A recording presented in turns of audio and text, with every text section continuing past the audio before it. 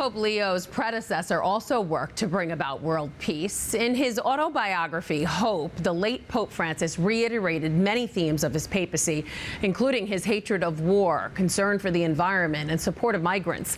And now that book is becoming accessible to even more readers. Joining us now is Malachy Fallon, the executive director of Xavier Society for the Blind. Malachy, thanks for being here. Thanks for having me, Christine. So, Malachy, because of your team, Hope, the autobiography of Pope Francis, is now available in Braille. Why was this important to do? Were people asking for the book? Yep.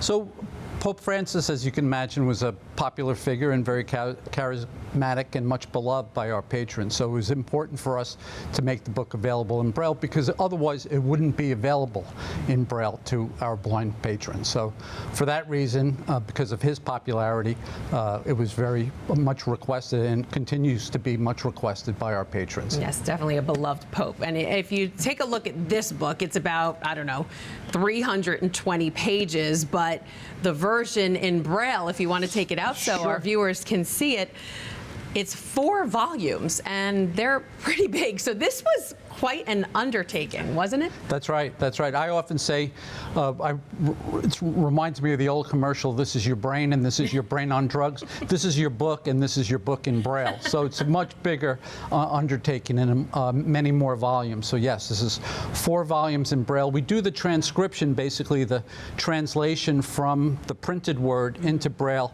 in-house. And then depending upon the demand for the book, we'll emboss, which is the printing of the Braille books. We'll emboss them in-house, and then on occasion then we'll work with other organizations to do larger volumes of Braille embossing for our patrons. And you're offering this for free to your patrons. I mean, this has got to be an expense. Do you rely on donors? How do you do that? That's right. So we're very fortunate, and everything that we've done since our founding in 1900, everything we've provided free of charge.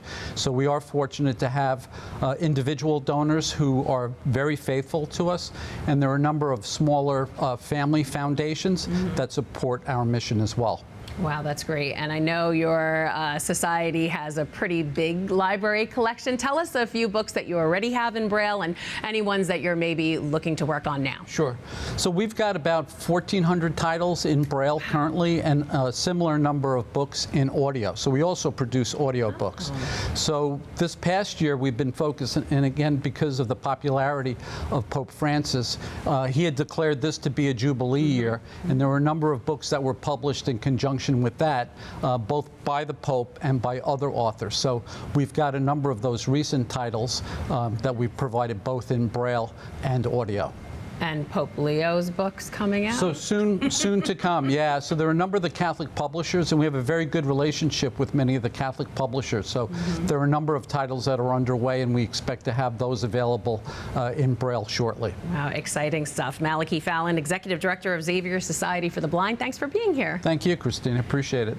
To learn more about the Society, just go to XavierSocietyForTheBlind.org. There you can also see their full range of Braille text, including Pope Francis's autobiography, by clicking on Browse Catalog on the upper right-hand corner.